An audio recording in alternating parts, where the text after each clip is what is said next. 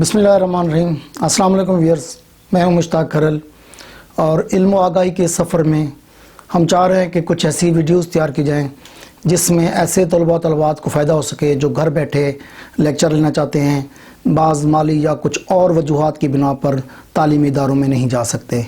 तलबा तलबात की ये देरीना ख्वाहिश भी थी और बाज़ तलबा तलबात ने ये डिमांड भी की थी कि सर कुछ ऐसे लेक्चर तैयार किए जाएँ जिनसे हम घर बैठे फ़ायदा हासिल कर सकें। आज का लेक्चर शुरू करने से पहले आपसे रिक्वेस्ट करेंगे कि आप हमारे इस चैनल को सब्सक्राइब करें, लाइक करें और दूसरे ग्रुप्स में शेयर करें। अगर आपको रिटर्न में कोई मटेरियल चाहिए तो आप mushtaqkharal.com पर जा सकते हैं, जहां से आपको CSS कंपटीशन के और एग्ज़ाम्स या स्पीच के लिए मैटर भी मिल सकता है।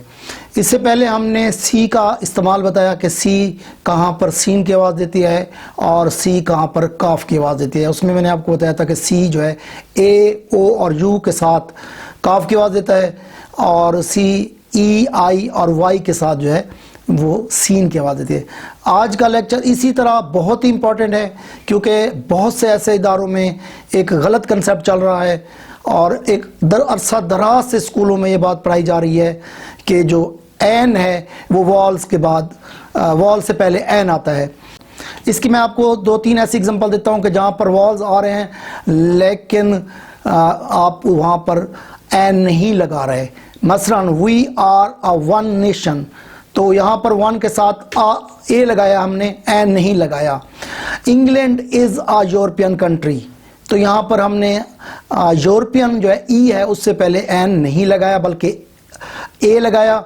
और इसी तरह he is a unique person, तो he is a unique person, तो यहाँ पर देखें यू के साथ हमने एन की बजाय ए लगाया।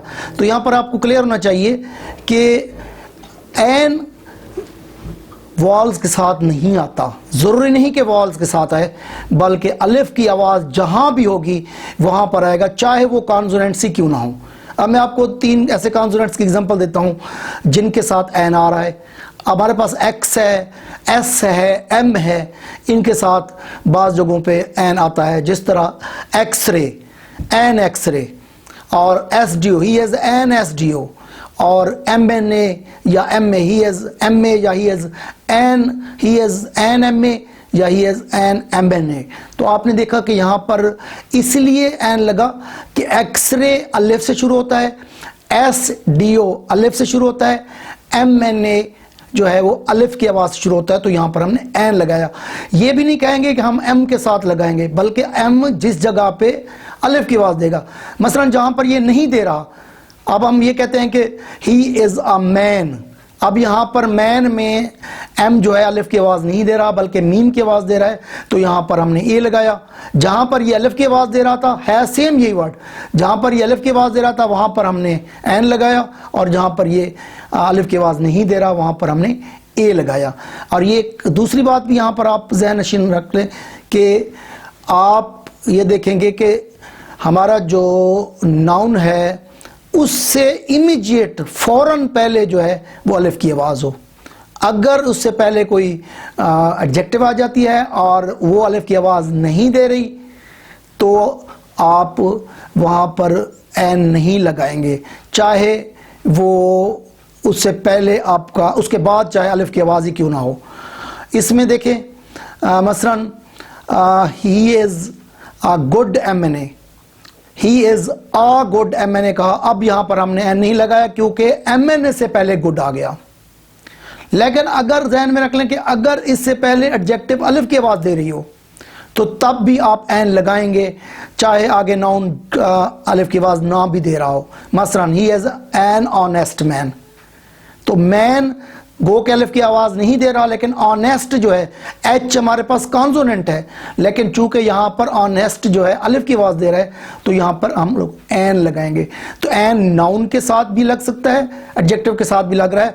शर्त यह है कि इससे पहले जो आवाज़ है इसके वर्ड की, एडजेक्टिव या नाउन की, वो अलिफ की आवाज़ हो और एन उसके फ़ौरन उससे पहले लग रहा हो। तो ये आप कंसेप्ट क्लियर कर लें।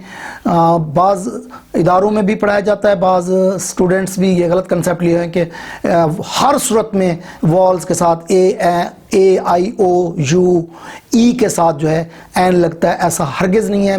मैंने आपको 2-3 ऐसी एग्जांपल दी जिसमें आप लोगों को वन की एग्जांपल दी, यूरोपियन की दी, यूनिक की दी कि यहाँ पर आप लोग एन कतई नहीं लगाएंगे।